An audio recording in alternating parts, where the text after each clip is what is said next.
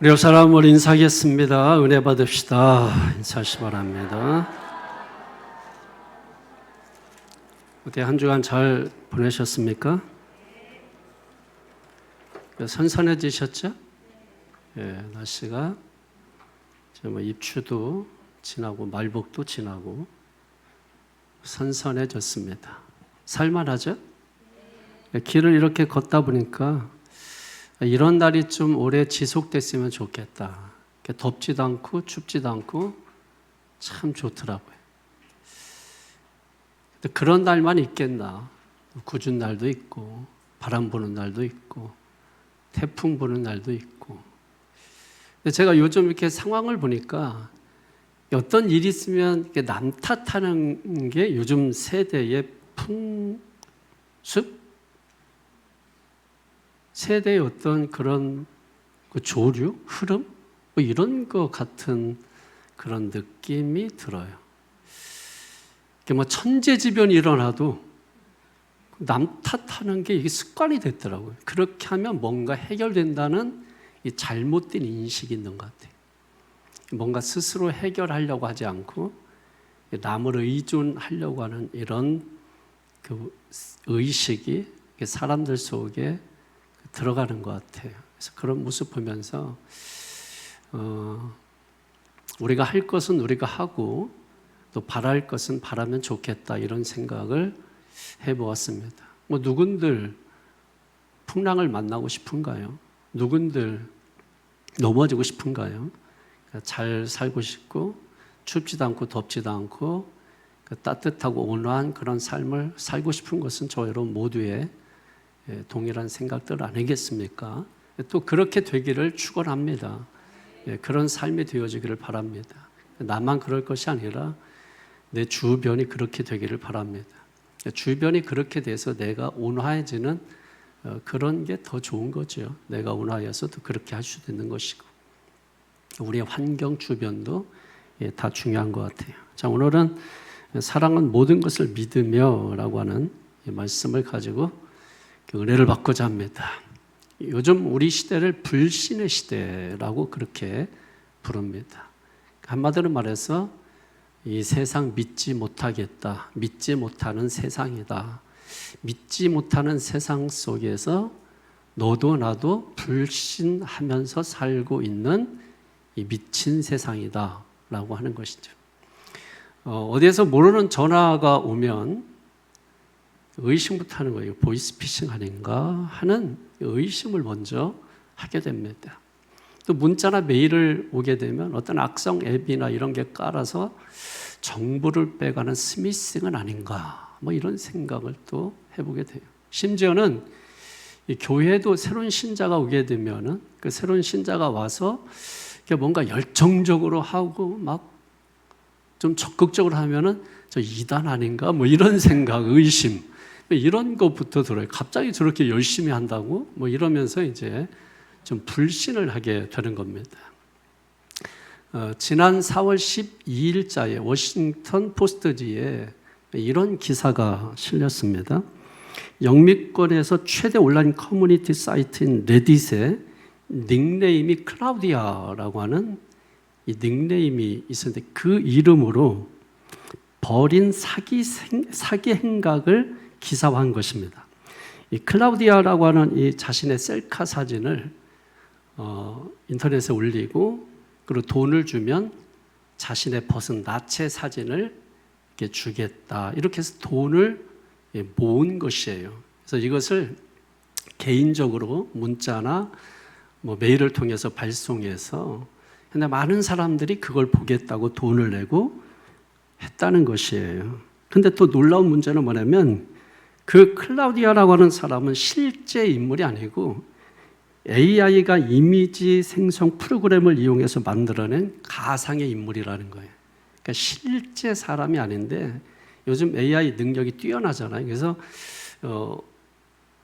지금 없는 사람인데 있는 사람인 것처럼 실제적인 인물인 것처럼 만드는 것입니다. 이걸 누가 했냐면 이 컴퓨터공학 전공 대학생 2명이 이 가상의 여성을 만들어낸 뒤에 이를 이용해서 수익을 창출해낸 사건이었다라고 하는 거예요.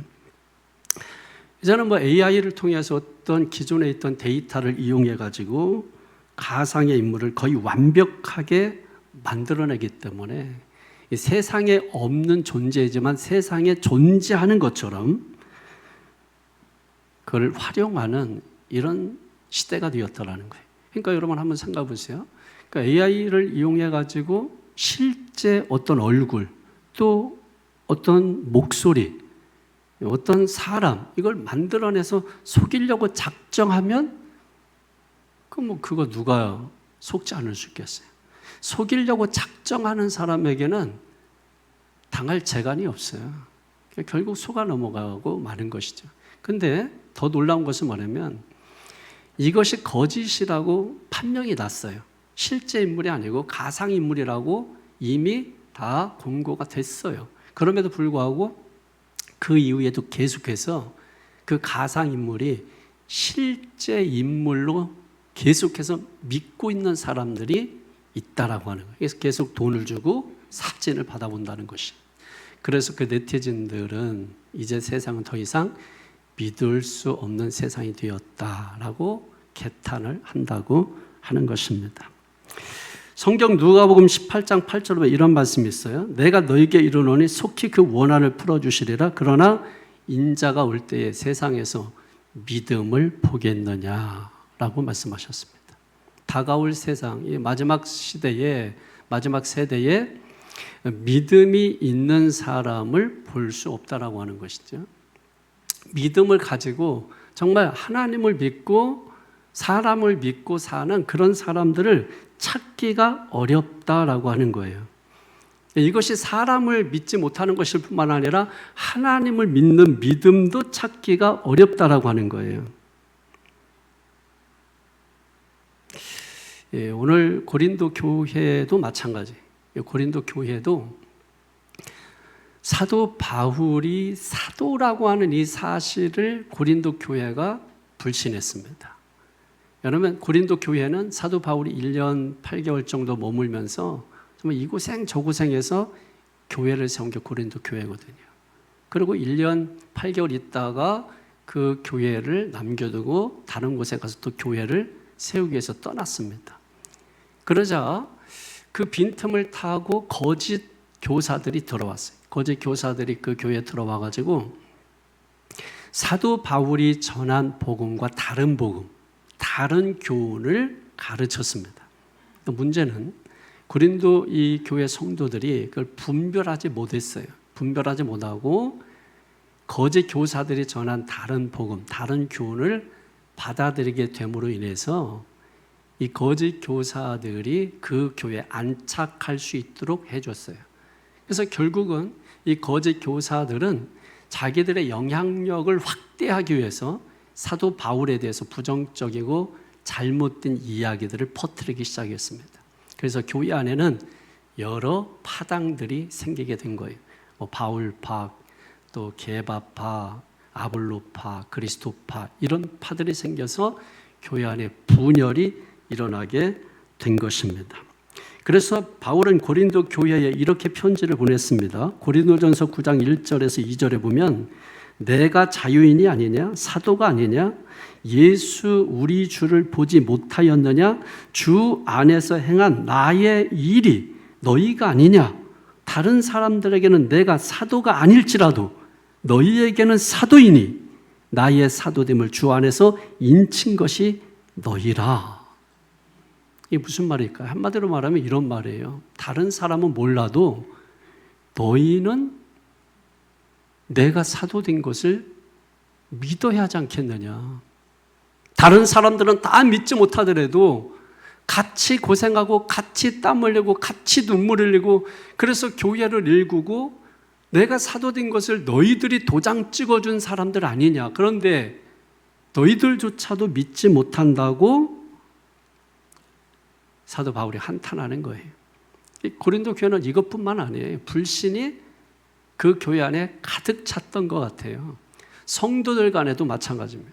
원만하게 어떤 문제가 생겼을 때 해결할 수 있었는데 스스로 해결하지 못한 걸 세상 법정으로 끌고 가서 법적인 논쟁을 불러일으키기도 한 것입니다. 그래서 사도 바울은 고린도 교회를 향해서 사랑은 모든 것을 믿는 것이다 라고 오늘 말씀은 가르치고 있는 것입니다. 사랑은 모든 것을 믿는 것이다. 그러니까 믿어주는 것이 사랑이다.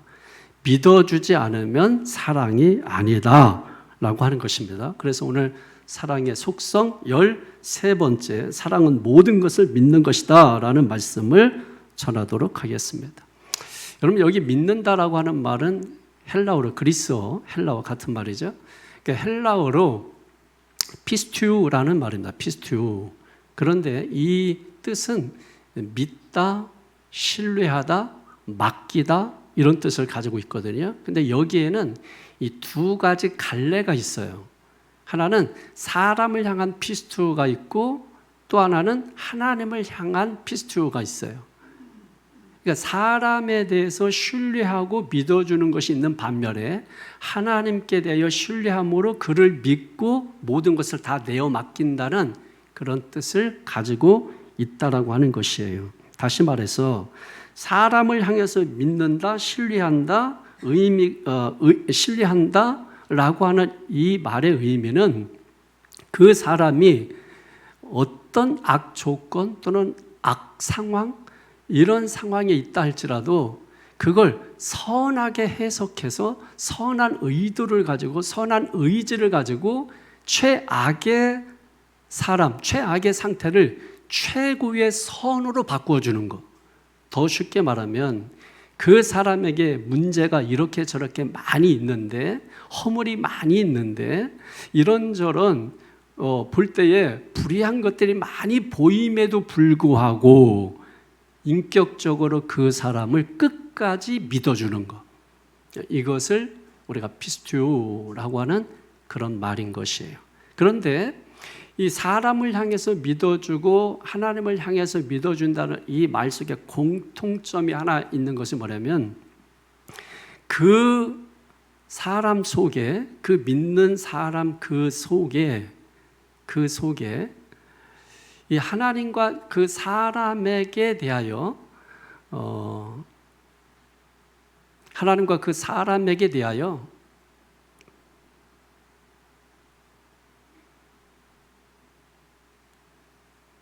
기억이 안 나서 그러는 게 아니에요.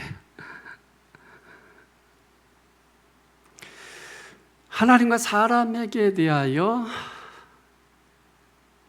그 피추한다라고 하는 것은 그 어떤 문제, 어떤 그 사람에게 가지고 있는 그것을 상관하지 아니하고 끝까지 신뢰해 주는 것. 그 마음 깊은 곳에는 사람이든 그게 하나님을 향하든 그 마음이 있다라고 하는 것이, 그 마음. 그래서 누군가 누구를 믿는다고 했을 때는 그 믿어주는 그 사람의 깊은 그 속에는 그 사람에게 대하여 어떤 문제가 있든 어떤 상황이 있든 어떤 조건이 있든 따지지 아니하고 인격적으로 무조건 믿어주는 것을 의미하는 것입니다. 여러분 함석헌 시인 뭐 들어보셨습니까? 함석헌이라는 이름은 들어보셨나요? 함석헌이라고 하는 이분은 기독교 사상가로서 굉장히 유명하신 분이에요.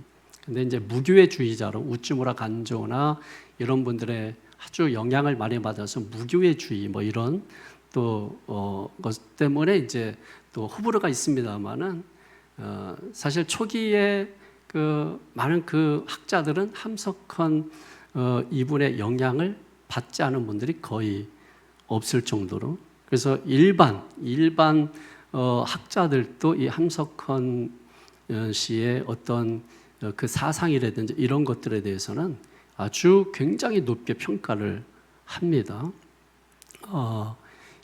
연세대 뭐 이제 돌아가셨습니다만 그 유동식 박사라고 하는 분은 여러 사상가들 중에 그분이 아주 높이 세우는 분이 세 분이 있는데 그 중에 첫째가 함석헌 씨라고 말을 할 정도예요. 근데 기독교 사상가이면서 시인이면서 그러면서 동시에 목사입니다. 근데 그분이 이제 남긴 시 가운데 아주 유명한 시가 있어요. 한번 들어보세요. 그 시의 제목은 이런 겁니다. 그대 그런 사람을 가졌는가 라는 시예요. 들어보세요. 말리길 나서는 길, 처자를 내맡기며 맘 놓고 갈 만한 사람, 그 사람을 그대는 가졌는가. 온 세상이 다 나를 버려 마음이 외로울 때에도 저 마음이야 하고 믿어지는 그 사람을 그대는 가졌는가. 탔던 배 꺼지는 시간, 구명 때 서로 사양하며 너만은 제발 살아다오 할 그 사람을 그대는 가졌는가.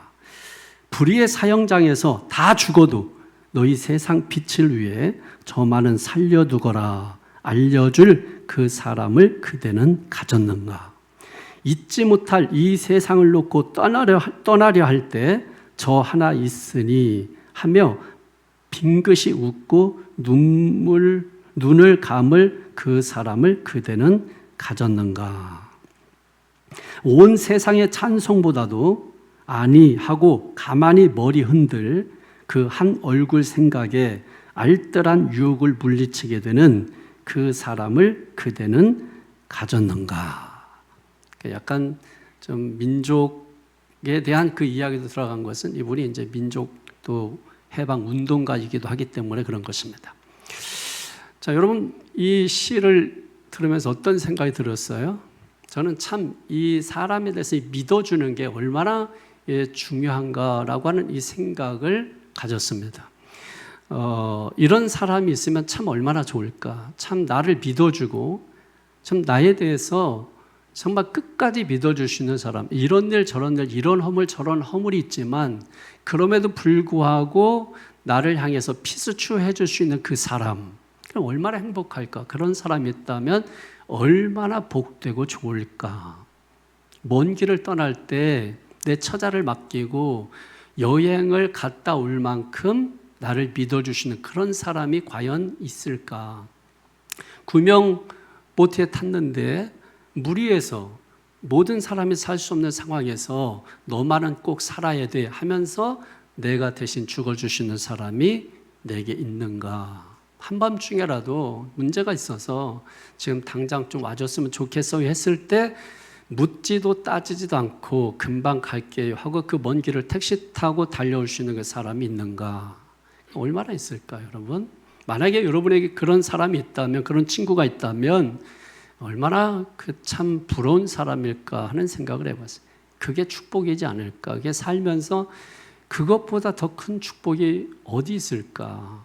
근데 어떤 경제적 가치, 자본주의 가치 이런 것에 우리의 온 마음 뺏기고 온 정신 뺏기고 온 신앙 거기에 다 뺏기고 그래서 종교가 기복 종교가 되고 그래서 참된 진리 예수 그리스도는 온데간데 없고 교회에서 잘 살아보세 부자 되자 이런 것만 외치고 있고 여러분 그와 같은 이 현실에 대해서 정말 안타까움을 가지고 하나님 앞에 기도할 수 있는 그 사람들 다시 말해서 하나님께서 나를 향해서 피추해 주지만 나도 하나님을 향해서 피추하는 거 아닙니까? 그 믿음에 대해서 우리가 한번 깊이 반성하고 돌아보는 계기가 오늘 이 시간 이루어졌으면 좋겠습니다. 저는 믿음 하면은 또 사람이 사람을 믿는 것에 대해서 그 믿음 하면 사실은 좋은 그런 감정이 있어요. 왜냐하면 저희 가정 얘기를 좀 하겠습니다. 제가 어려서 이제 아버지가 중학교 때 돌아가셨는데 그 이전에 그 아버지가 참 좋은 그런 분으로 저 기억 속에는 항상 기억되어 있습니다. 저희 아버지는 이렇게 남에게 이렇게 베풀고 하는 걸 좋아하셨어요. 그래서 집에 뭐 호박죽을 쓰든 밥을 하든 뭐 하면은 그냥 우리끼리 먹고 이런 게 없어요. 그냥 문 앞에 앉아서 기다리면서 지나가는 사람을 다 불러들여요. 그리고 그 사람들에게 한 그릇 호박죽을 떠주고 그리고 또 밥을 먹게 하고 밥을 먹고 있는데 지나가면 무조건 또 불러서 사람이 하나 끼고 둘 끼고 왜냐면 저희 집은 바로 찻길 옆이거든요. 그러니까 모든 사람들이 지나가면서 한 번 그냥 쳐다보고 지나가는 집이에요. 그러니까 지나가다 눈 마주치면 이북에 들어오라고 이북에서 오셨기 때문에 말씀을 그렇게 하셨단 말이에요.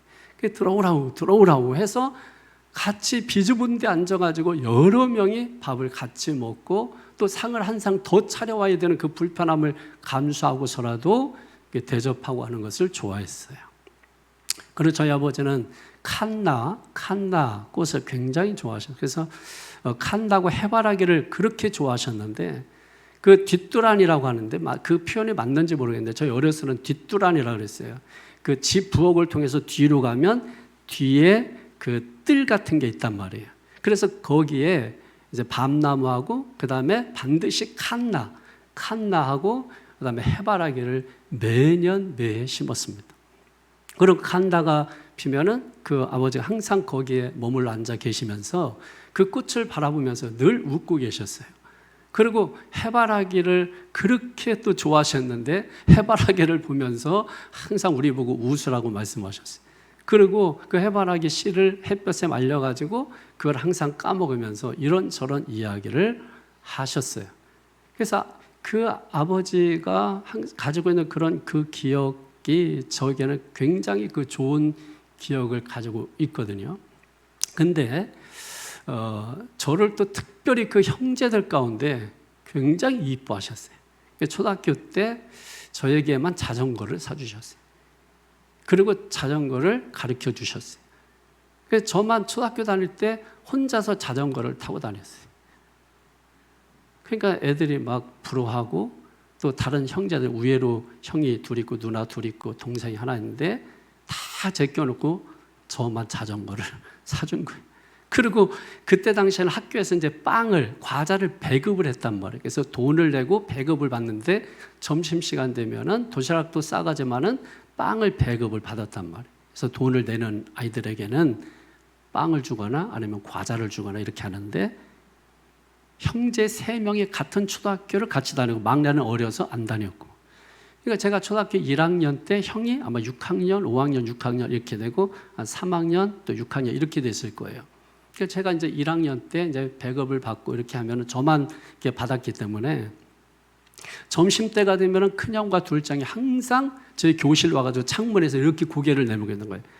그러면 점심 시간에 빵을 이제 그 배급 이름을 보고 누구 나오라 해서 빵을 그러면 제가 빵을 받자마자 저희 두 형이 들어와서 나 좀 조금만 달라고 그래서 얻어먹고 사정하고 그래서 제가 빵을 떼주던 그런 기억도 있습니다.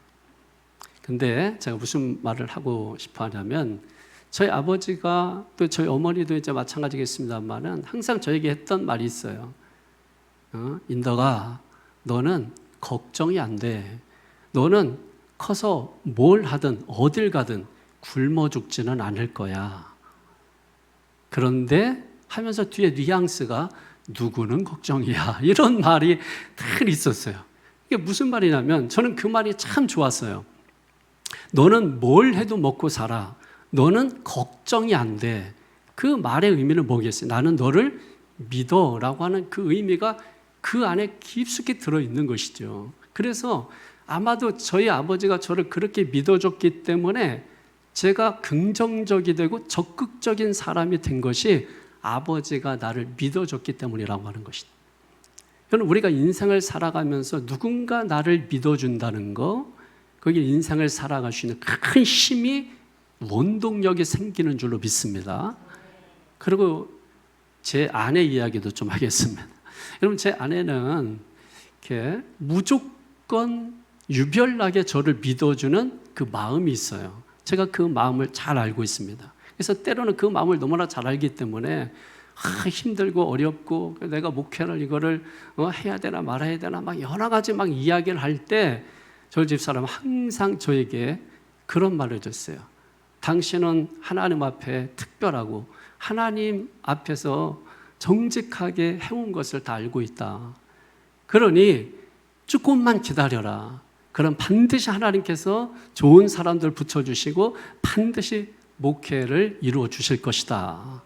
그걸 믿고서 25년 동안 기다렸더니 이렇게 여러분 지금 이제 30년이 된 거죠. 30년 기다렸더니 좋은 여러분들을 만나게 된 것이 있습니다. 그래서 제 아내가 저를 믿어줄 때 제가 세상을 살아갈 때 또 목회할 때 뭐예요? 당당하고 또 자신감이 생겼어요. 왜냐하면 항상 제가 설교를 하면은 설교 듣고 항상 은혜를 받았다고 합니다. 오늘 말씀이 다 너무 좋았다고 합니다. 그리고 이것은 우리만 듣기에 너무 아깝다고 하고 심지어 어떤 경우에는 이거를 유튜브에 올리지 않았으면 좋겠다. 왜냐면 이거는 우리만 들었으면 좋겠다 하면서 사탕발림으로 저를 유별나게 믿어주는 그 마음을 저는 잘 알고 있습니다. 그래서 제가 살아가면서 또 목회하면서 자신감이 있는 거예요. 그리고 당당한 거예요. 그 당당함이 있는 거예요. 그리고 저희 자녀들도 마찬가지. 아이들은 저에게 항상 이런 말들을 해요. 그러니까 아빠가 있어서 정말 좋다. 아빠가 우리 아빠이기 때문에 참 좋다. 이런 말을 합니다. 그리고 뒤에는 이제 저녁 먹으러 갈까요? 뭐 이렇게 하면서 이제 돈은 아빠가 내세요. 뭐 이렇게 해서 그렇지 그 앞에까지만 들으면은 너무나 좋아요.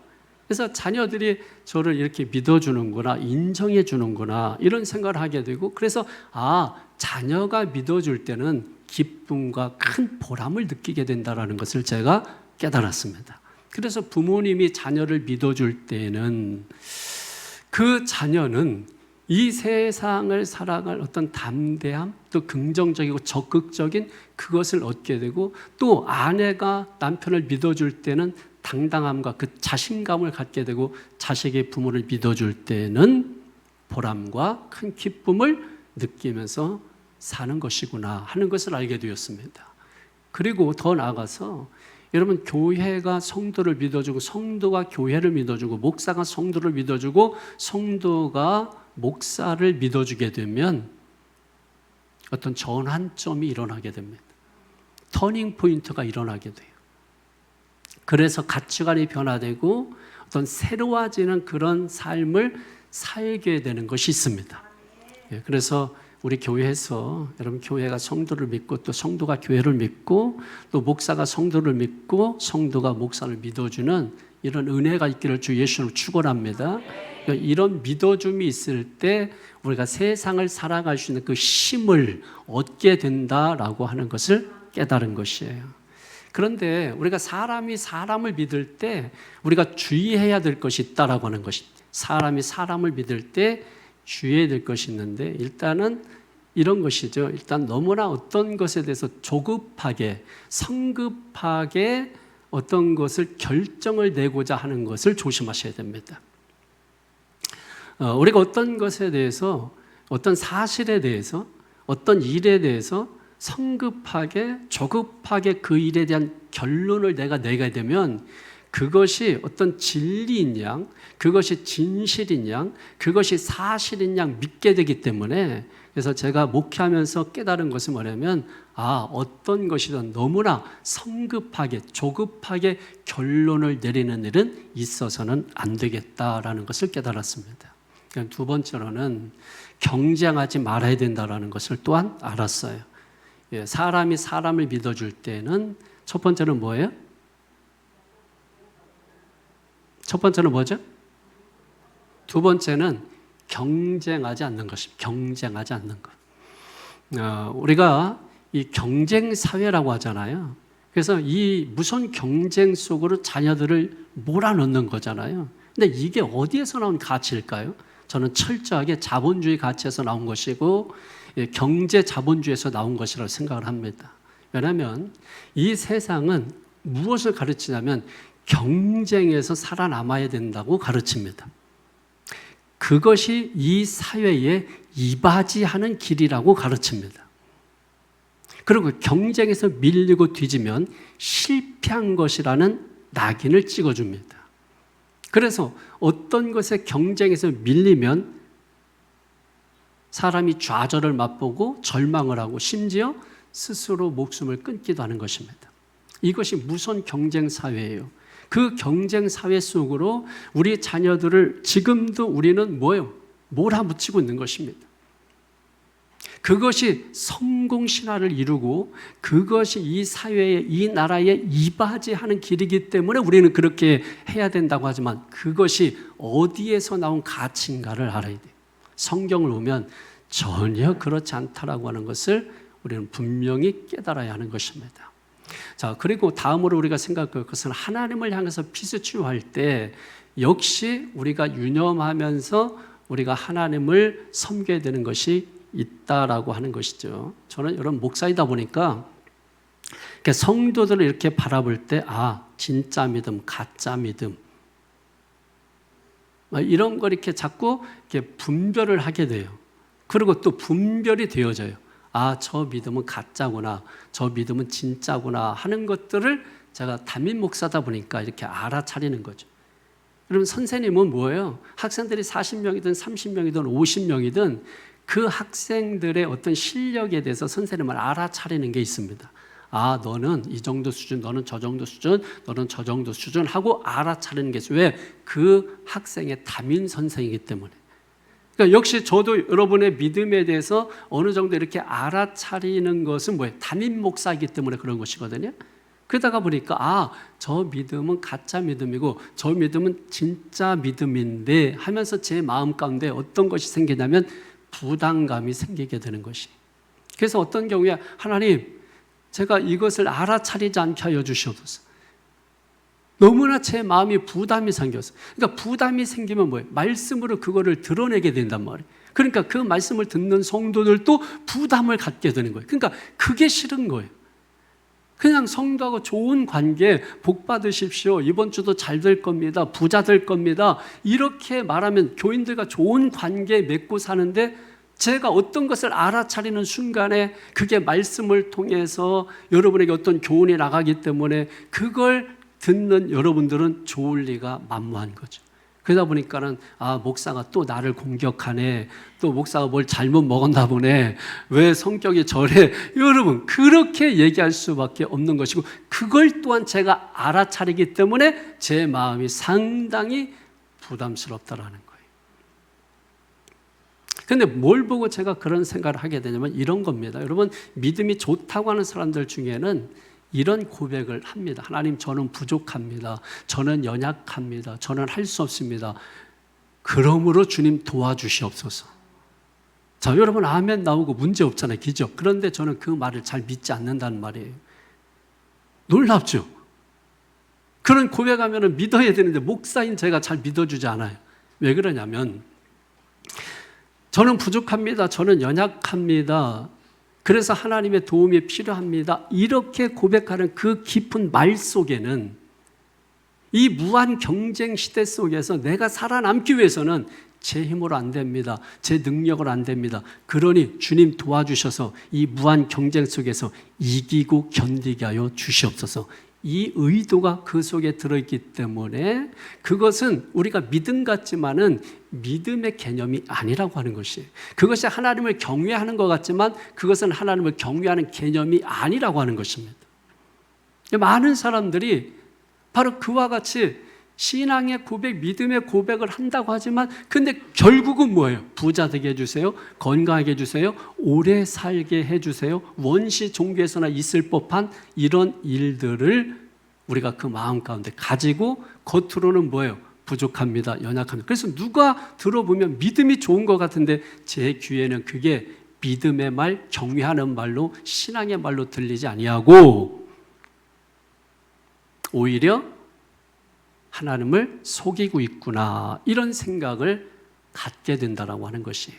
그러면 사랑하는 성도 여러분, 그래서 정말 우리가 신앙생활하면서 늘 우리의 마음 깊은 것을 돌아보는 게 참 중요한 것 같아요. 저는 믿는 것 중에 또 사람이 여러분 나는 믿음이 없다 이렇게 말하지만은 여러분 그거는 다 거짓이에요.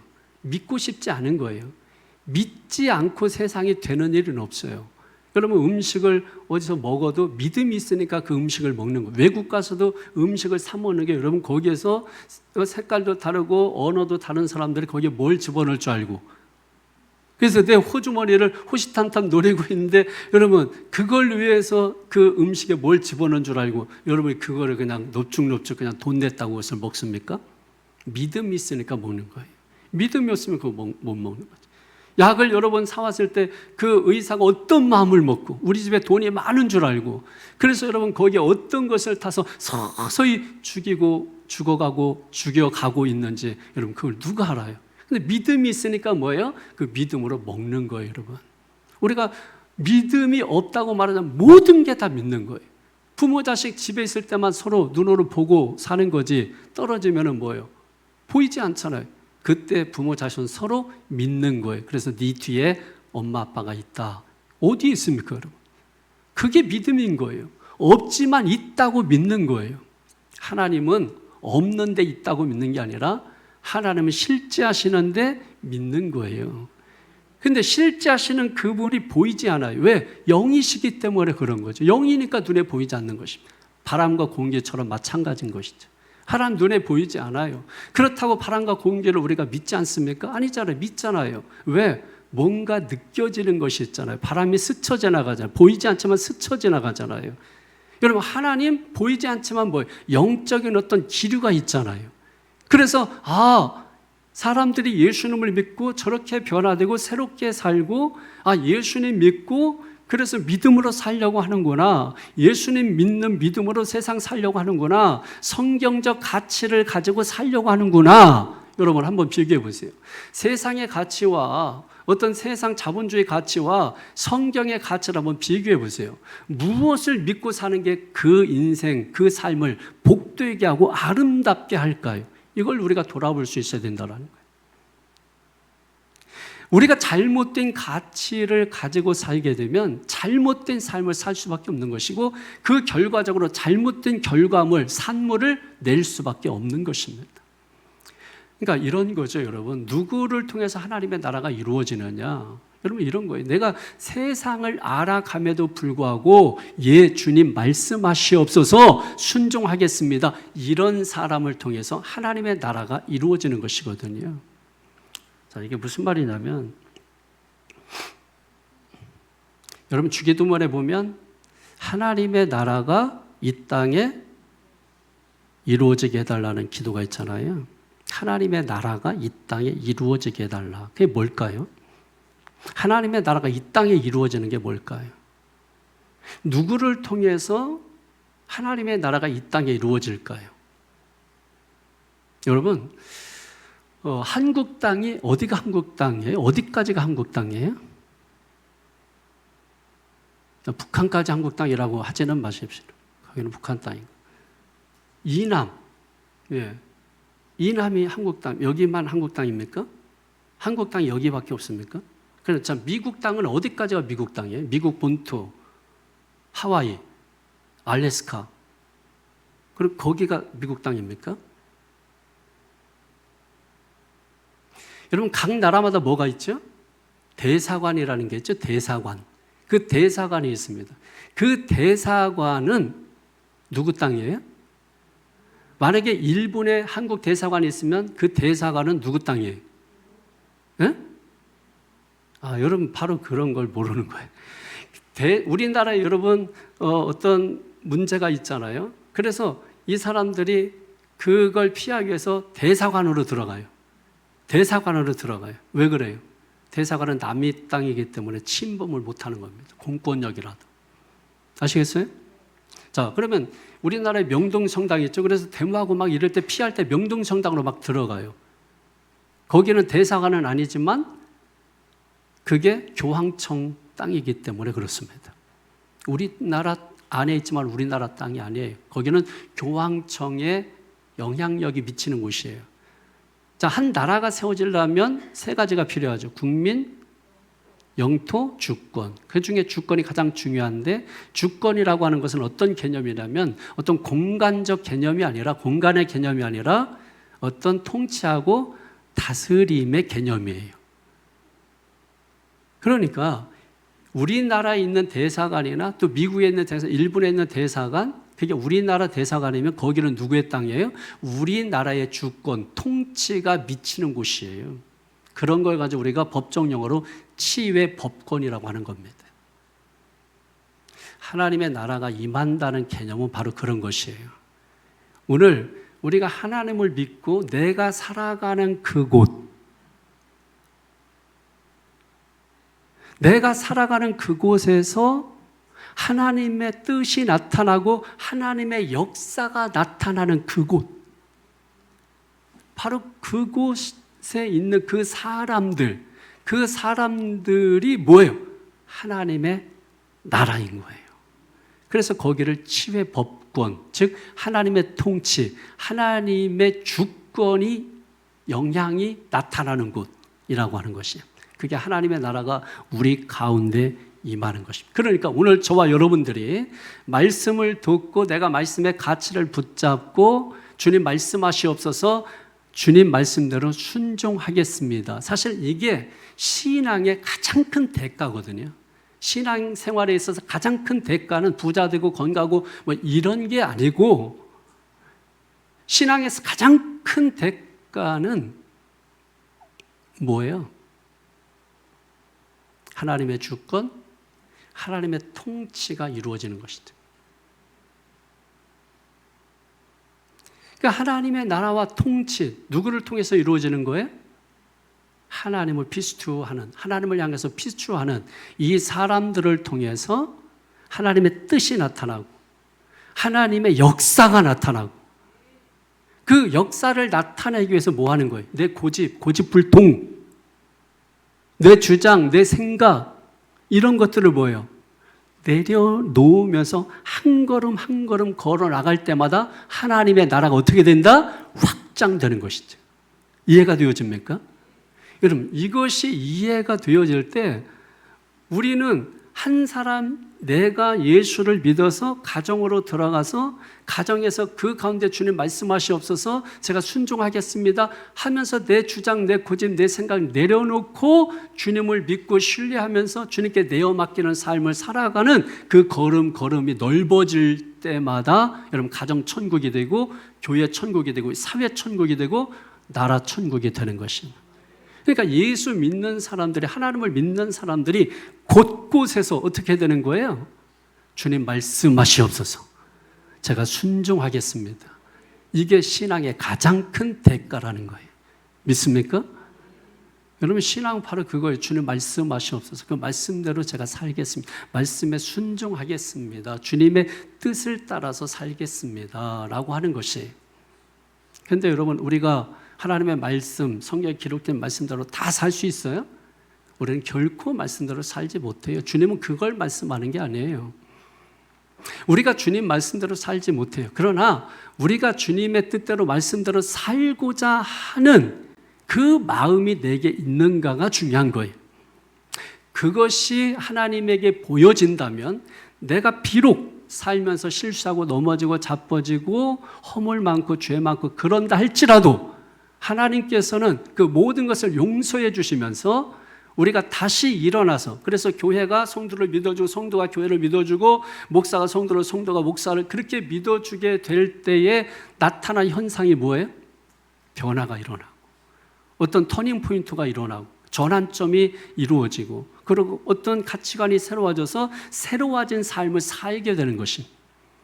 이것이 여러분, 우리가 하나님을 믿고 이 땅에서 하나님 나라를 이루면서 살아가는 그 사람들에게 나타나는 것이에요. 이것이 여러분들에게 나타나기를 예수님은 축원합니다. 여러분, 이것이 하나님의 나라를 이 땅에 이룬다는 주기도문에 나와 있는 것입니다. 우리가 주님을 피스투한다는 거, 믿는다는 거, 그리고 사람을 향해서 피스투 믿는다고 하는 거, 그게 무엇인가요? 사람을 우리가 피스투할 때 뭐가 생깁니까? 당당함, 담대함, 자신감, 기쁨, 보람, 할 수 있다, 뭐 이런 것들이 생겨나는 것이. 그러나 우리가 하나님을 향해서 피스투할 때는 무엇이 나타나는 것입니까? 주님 말씀하시옵소서, 제가 말씀에 순종하겠습니다. 믿습니까? 여러분, 이것이 나타나는 그 사람들, 이 사람들이 비록 우리가 신앙생활을 해가면서 세상을 더 많이 품고 세상을 더 많이 알아가고 그렇게 함에도 불구하고 늘 하나님 말씀하시옵소서, 제가 순종하겠습니다, 이 마음을 가지고 살아가는 사람들을 통해서 하나님의 나라가 이 땅에 이루어지고 확장되어져 간다라고 하는 거예요. 여러분, 어른들은요, 이렇게 성장하고 어른이 되어가면서 순수성이 없는 거잖아요. 순수성이 없다라고 하는 것은 모든 것에 대가를 바라는 거예요. 나이가 들어갈수록, 어른이 되어갈수록 우리 가만히 돌아보세요. 여러분 신앙도 마찬가지. 우리는 하나님을 더 많이 알아가는 것 같지만 가만히 돌아보면 세상을 더 많이 알아가요. 그리고 하나님 생각을 많이 하는 것 같지만 그렇지 않아요. 세상 생각을 더 많이 해요.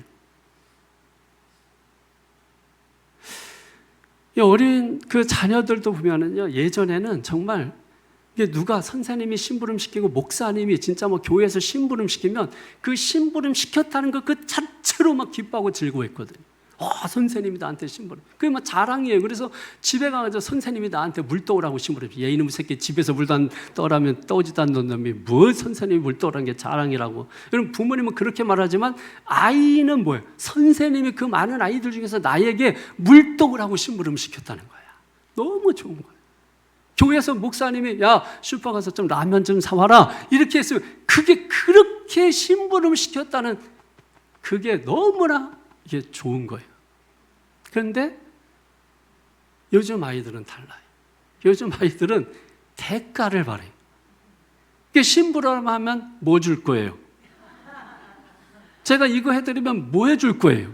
하고 대가를 바라요. 그만큼 뭐예요? 아이들이 세상을 너무 빨리 알아버린 거예요. 그럼 아이가 아이스럽지 못한 거예요. 여러분 아이가 어른스럽다 그건 좋은 말이 아니에요. 아이는 아이스러워야 되는 거예요. 순진해야 되거든요. 그냥 항상 돈 넣고 돈 먹기, 자본주의를 일찍부터 배워가지고 경제 돈에 대해서 빨리 배워가지고 애들이 이게 태어나면서부터 돈을 주면 알아보는 것 같아요. 저희 때는 어땠습니까? 이렇게 종이 돈을 주고 이렇게 서울에서 누가 친척이라도 와서 1,000원짜리 이렇게 10,000원짜리 주면은 그거 싫다고. 그러고 나서 10원짜리, 100원짜리, 50원짜리 주면은 좋다고 막 그거 가지고 슈퍼도 아니에요. 구멍가게, 손방 막 이런 데 뛰어가고 뭐 이랬거든요. 그렇게 순수했는데 요즘은 뭐예요? 1,000원짜리 안 통합니다. 1,000원짜리 빨간 거라면 애들이 벌써 시큰둥해가지고 관계 끊을 생각부터 하는 거예요. 그게 할아버지 할머니라도 관계를 끊으려고 하는 거예요. 적어도 빨간 돈이라도 주먹으로 쳐서 시퍼렇게라도 만들어서 버는 걸 줘야지 여러분 빨간 거 줬다간 그 순간에 관계가 정리가 싹 돼버립니다. 그러니까 여러분 실제로 그렇잖아요. 아이들이라도 이뻐서 이렇게 뭐라도 주려고 그러면은 여러분 1,000원짜리 그러면 다시 집어넣고 뭐예요? 근데 헌금할 때는 놀랍게 파란 거라면 집어넣고 빨간 거네요. 하나님은 용서의 하나님이고 사랑의 하나님이기 때문에 아주 갖다 붙이기도 좋고 얼마나 편해요, 여러분. 그런 하나님 얼마나 좋아요. 그런데도 불구하고 뭐예요? 벼락 내리지 아니하고 그런데도 불구하고 사랑하시잖아요. 그래도 사랑하시잖아요. 왜 그럴까요? 그게 부모 자녀된 관계 때문에 그런 겁니다. 그 부모 자녀된 관계 때문에 그런 거예요. 무슨 말씀을 하고 싶은 거냐면 이런 겁니다. 우리가 그렇게 세상을 알아감에도 불구하고 중요한 것은 뭐예요? 주님 말씀하시옵소서. 그 말씀에 순종하겠습니다. 바로 그렇게 그 고백하고 그 믿음 가지고 살아가는 사람들을 통해서 하나님의 나라가 이루어지고 하나님의 나라가 확장되어져서 그 사람이 걸어가는 걸음마다 내려놓는 거예요. 교만함을 내려놓고 거짓됨을 내려놓고 자기 주장을 내려놓고 고집불통을 내려놓고 그럴 때마다 뭐예요? 하나님의 나라가 점점 확장되어져 가는 것입니다. 이것이 사람을 향해서 우리가 피추하는 것, 그리고 하나님을 향해서 피추하는 것. 13번째, 사랑은 모든 것을 뭐하며 믿으며 하는 이 사람들을 통해서 하나님의 나라가 이루어진다. 할렐루야. 이 은혜가 저와 여러분에게 있기를 주 예수 이름으로 축원합니다. 기도하겠습니다. 거룩하신 아버지 하나님, 사랑은 모든 것을 참으며, 그래서 선한 해석을 전제로 해서 선한 의지, 선한 의도를 가지고 그 사람이 어떤 형편, 어떤 상황에 있다 할지라도 최고의 선으로 만들어주는 것. 그 사람이 비록 잘못이 있고 실수가 있고 문제가 있다 할지라도 인격적으로 끝까지 그를 믿어주는 것, 피추하는 것. 이것이 사람의 향한 믿음이고 하나님을 향한 비추는 주님 말씀하시옵소서. 제가 순종하겠습니다 하는 비추를 우리가 가지고 나아갈 때 우리 가운데 하나님의 나라가 풍성하게 임하게 될 줄로 믿습니다. 그래서 하나님의 나라의 특징은 의와 평강과 실학의 삶이 우리에게 주어져서 이 세상이 어떠하든지 기뻐하며 감사하며 자신감, 용기, 확신, 믿음 가지고 살게 될 줄로 믿습니다. 이 은혜가 오늘 새창조교회 모든 성도들에게 강력하게 임하게 도와 주시옵소서. 믿고 감사하며 예수님의 이름으로 기도하옵나이다. 아멘. 우리 찬송가